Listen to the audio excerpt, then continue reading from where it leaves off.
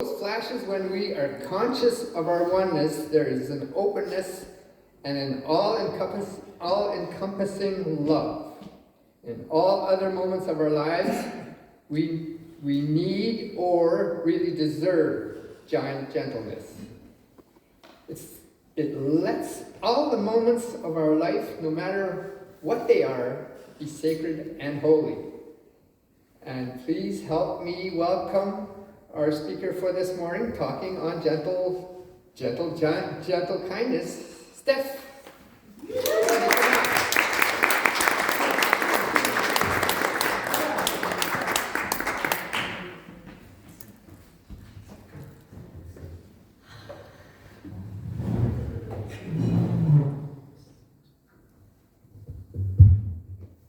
Gentle.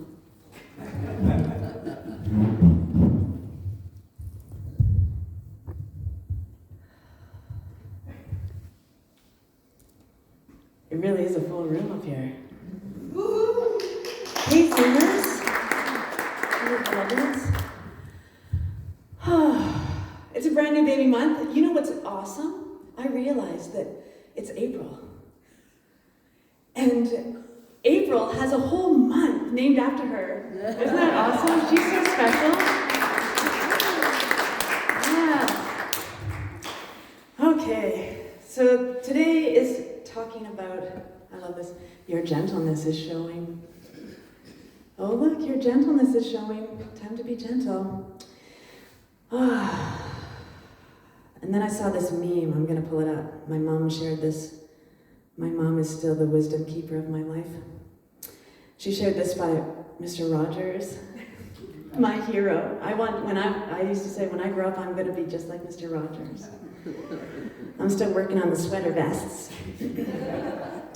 He said, imagine if we all walked into the world with the belief that each person was inherently worthy. Imagine if our goal was to help each other recognize that we are worthy of being loved. Imagine if we sought to listen more than we spoke.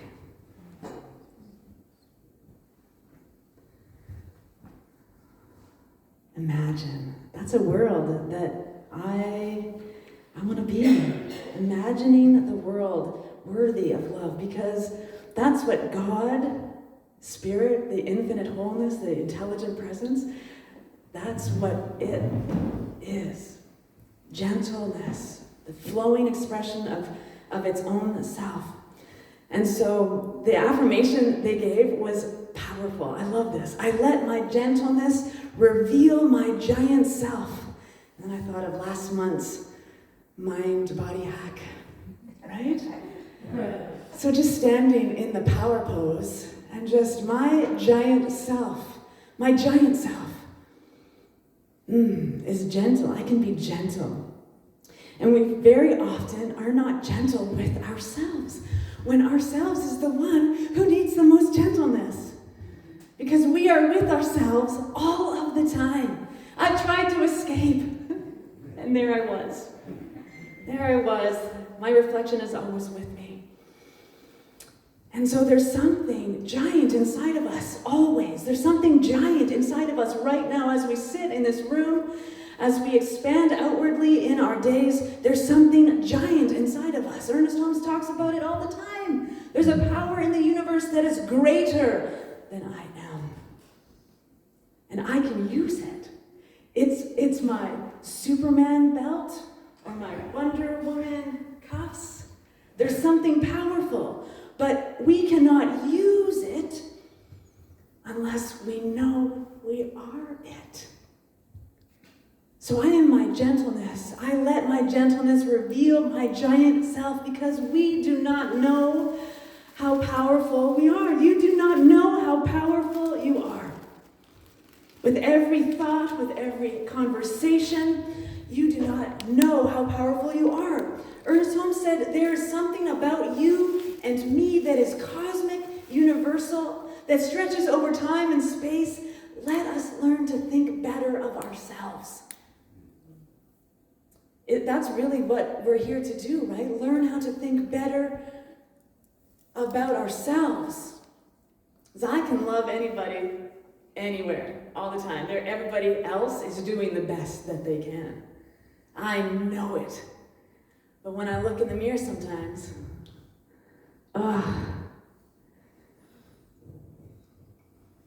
there's something off. What is that offness? And so I remind myself, this is the teaching. This teaching is about reminding ourselves. And that's what I've discovered is my life purpose. Because I am a great cheerleader, right? And people who know me know I'm a great cheerleader. My whole purpose is to continuously remind you until you can remember for yourself. To wake up, remember. Remember who you are. Remember to be bold and audacious in who you are. In that giantness that lives inside of you. In that wholeness that expresses from you. Remember who you are and accept that you are divine and holy. You are divine and holy. And here's why. Linda Martellowitz, she wrote in Divine Audacity, one of my favoriteest books ever written. She said, moment by moment, choice by choice, you decide whether you are only human or you are divine. Moment by moment, choice by choice, we can remember who we are. We can remember that we're just human beings having a human experience. Or we're the freaking divine! We have that power inside of us. So let us learn how to be gentle with ourselves, because you know what? You are precious cargo. The light within you is precious. And so the rest of this talk is about being radical. Radical, audacious, bold, beautiful, abundant. We can be bold and empowered and take every opportunity, because you are worth it, to find that giant self inside of you. Because enlightenment, it's not a one and done. If enlightenment was just happened, we'd all be there already. But every single day is an opportunity to wake up. Every single moment is an opportunity to make a new choice. Every single day, we get to decide if we're only human, having a human experience, or if we're the divine. And so, it's waking up to every moment, because enlightenment takes moments. And I think if anyone walks up to you and says, I'm enlightened, walk away. I know everything I need to know about consciousness, walk away. Because the answers are in you. The answers are already in you. Ernest Holmes said, in The Science of Mind, page 162, if you want to follow along. If we are to have an active faith, the faith of God, instead of merely a faith in God, our thought must be centered in universal mind.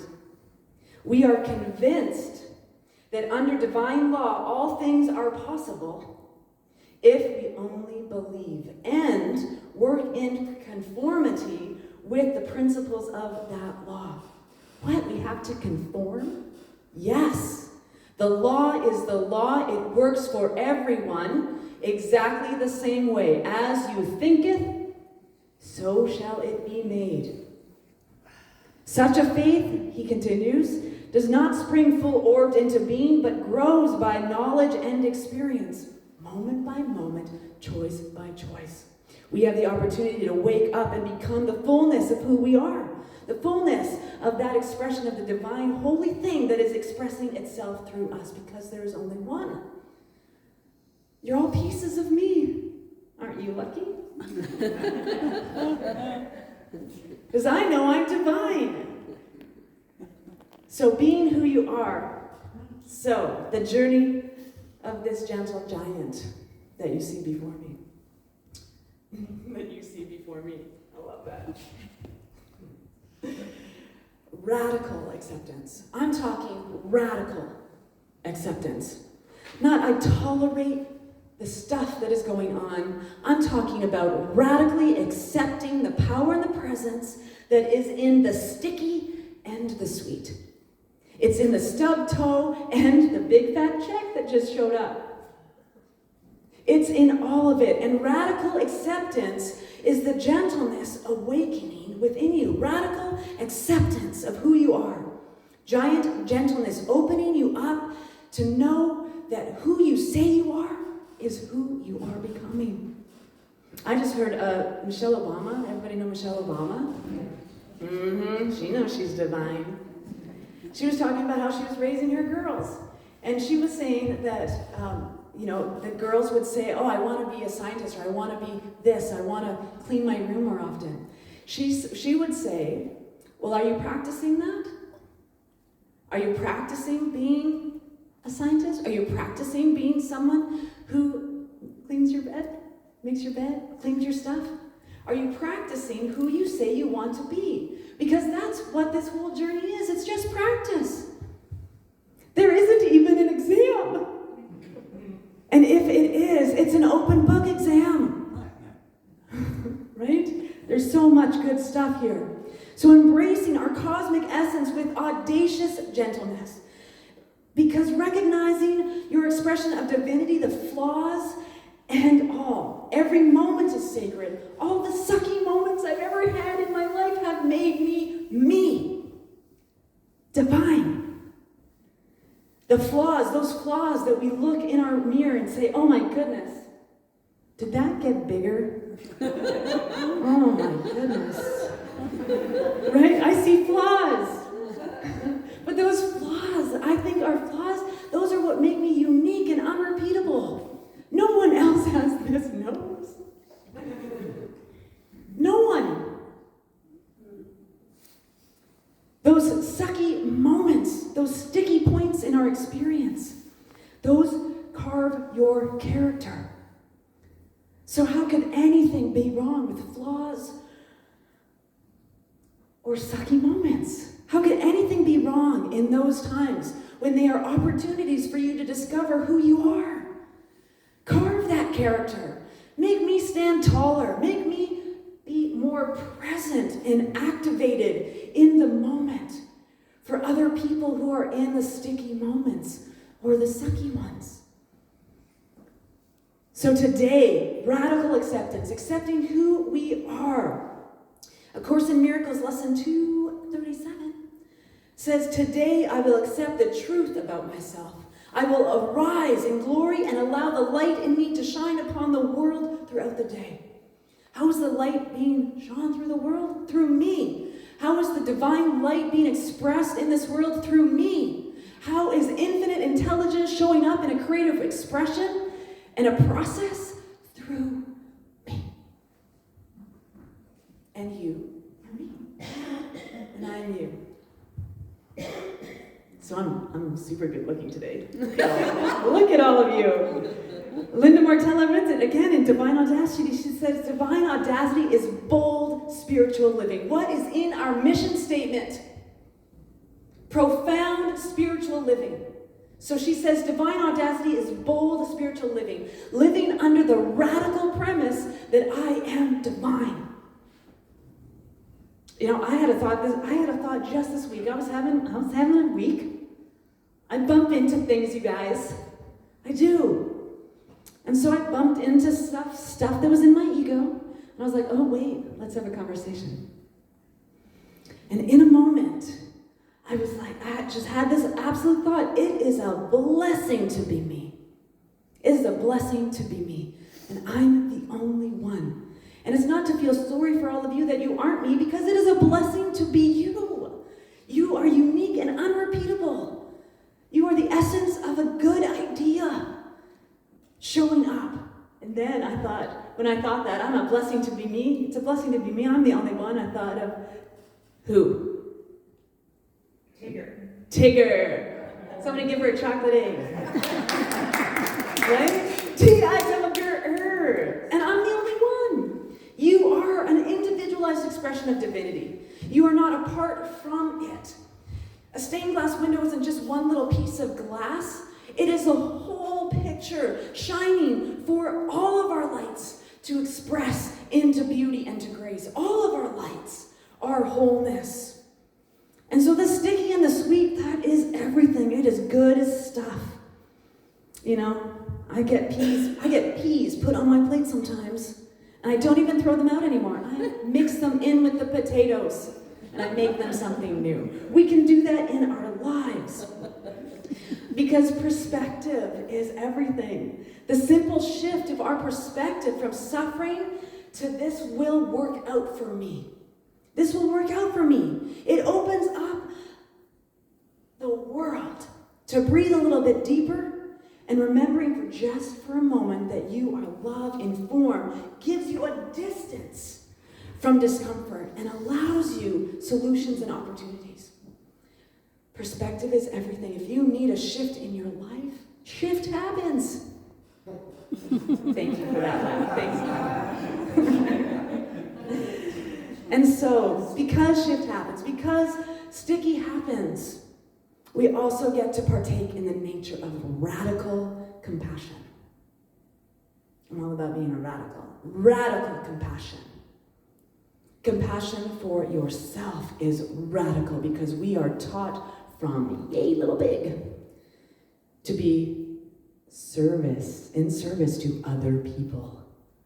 And we forget to be in service to ourselves. We forget to be compassionate and gentle with ourselves. So radical compassion, shifting our perspective from self-doubt to self-compassion, laying aside the judgments that we have about ourselves, our limitation and our lack, because those are illusions and lies. What is our truth is that we are an ever-expansive mind, an intelligent presence. And when we can expand our own awareness to be gentle and to remember that that includes ourselves, we are taking a deep, deep responsibility. We're taking on a deep responsibility. It is our responsibility to love ourselves. It is a deep responsibility for us to be compassionate and care and concern for ourselves. Because when we do not, it shows up in that more sticky stuff. It shows up in things inside of our bodies. It shows up in ways until we get the message. Jack Kornfield said, if your compassion does not include yourself, it is incomplete. And in wholeness, there is nothing that is incomplete. Divine expression, living itself through you, you are whole and holy and worthy and precious right here and right now. And gentleness in this beautiful expression is not weakness. You don't have to be meek. It's talking about being giant gentleness. Right? That's when you see something happening out in the world and you take a stand. You show up. You be that powerful presence, the giant within you. It takes courage to choose to be gentle in this world. It takes courage to be gentle with yourself. Because sometimes that gentleness needs to show up as new boundaries that weren't in place before. You didn't know you needed a boundary. And so being compassionate with yourself and being aware of what it is that you need, who you are, then you get to do that. Oh, you know what? I've never seen that line before. But you have just crossed it and now I need to speak it into the space. I can do that gently. I don't need to overreact because I need a new boundary. I get to be in peace with the awareness, this infinite mind that is within me tells me that I get to create a new boundary. I just get to make new rules for myself. And that's okay. So think about all the sticky spots in your life and how you made them through. How you made it through them. How you made it through them. Think about all those sticky spots in your life. You made it through them. Was someone gentle with you? Were you gentle with yourself? Do you see the mountains of thoughts and negative thinking you had to climb over to see a new light? You don't know how powerful you are. You are everything that you need to be. You are absolute magnificence. You are powerful beyond measure. So you know how to be gentle. You know how to be compassionate. You have done it in your lives. You might have even done it for yourself. And you're practicing that. Reverend Dr. Barbara Waterhouse, she said, if you could have done something differently, you would have done something differently. And you didn't, so you couldn't. Right? This is the present moment. When we are in the present moment, you are exactly where you need to be. You have all the tools you require, or the moment would not be happening. You'd be in a different moment.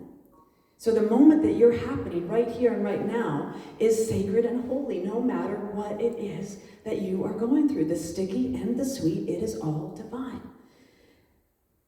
And so, if it's all that stuff, like when you skipped out on the gym for the 7th time in a row and you're sitting on the couch eating popcorn, you're divine.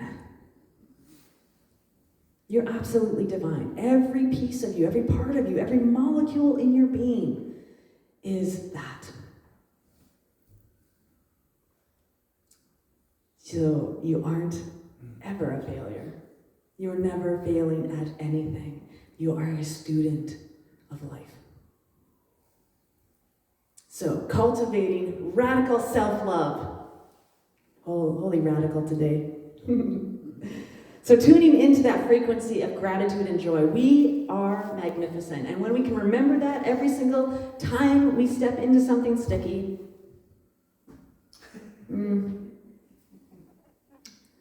everything's going to be okay. Pam Grout wrote, I would like to suggest that there is nothing more important you could ever do for yourself than to tune into the frequency of gratitude and joy. And so cultivating that in your life, where can you cultivate that in your life? How can you sit in your day, sit in your car at a stoplight? You've got at least 30 seconds at every red light, right? How many opportunities do you have to cultivate a feeling of gratitude and joy a day if you just stop every now and then for 30 seconds and feel into it? What am I grateful for? What do I love about myself? Oh, the list goes on forever. Right? So trying to love yourself instead of beating yourself up. Let the anxiety and worry in the moment be present and still find things to be grateful for. Try sending love to parts of your body you maybe don't appreciate so much.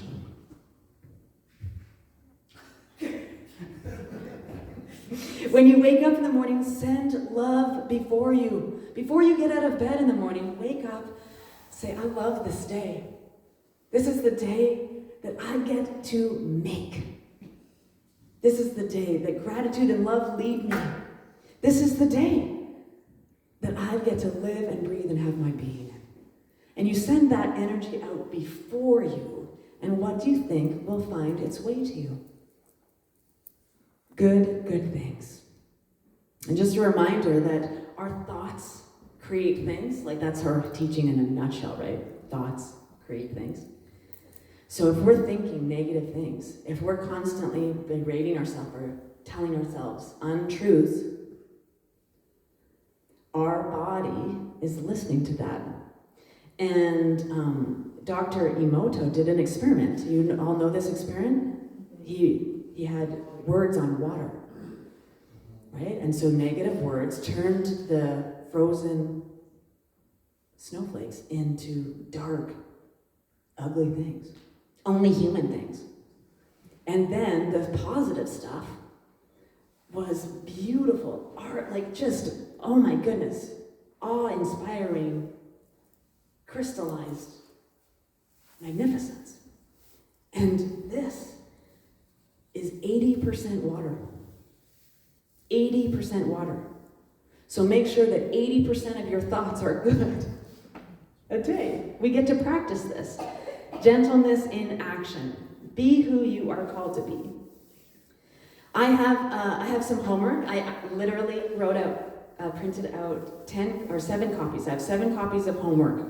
If you want to have contemplation, if you want to have conscious contemplation this week on gentleness, on living your radical best self, on how to dive deeper into your own magnificence and explore the very nature of who you are, I'll put them on the back table. I printed 7 copies. If there aren't any left, when you go over there, I'll go email it to you if you really want it.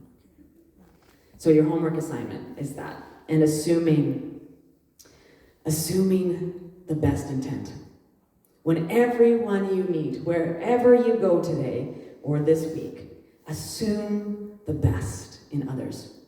Assume that everyone who's in conversation with you wants the best for you and want the best for other people. What is it like to show up in a spiritual community when everyone is being gentle with one another and themselves? Imagine. Thanks for listening.